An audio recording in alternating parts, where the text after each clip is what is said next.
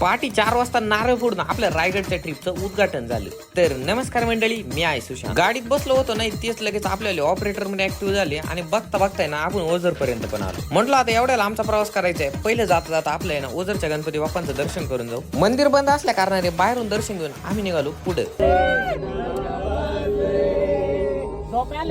सकाळी लवकर निघालो होतो ट्रॅफिक नाही लागावं म्हणून, पण चाकणची ट्रॅफिक तर तुम्हाला माहितीची कशी. पहाटेला आपण निघालो होतो त्याच्यामुळे नाश्ता वगैरे नव्हता केला. थोडं पुढे आल्याच्या नंतर एका हॉटेलमध्ये थांबलो. तिथं मस्तपैकी मिसळ खाऊन त्यांच्यावालीच बडीशेप पॅक करून घेतली.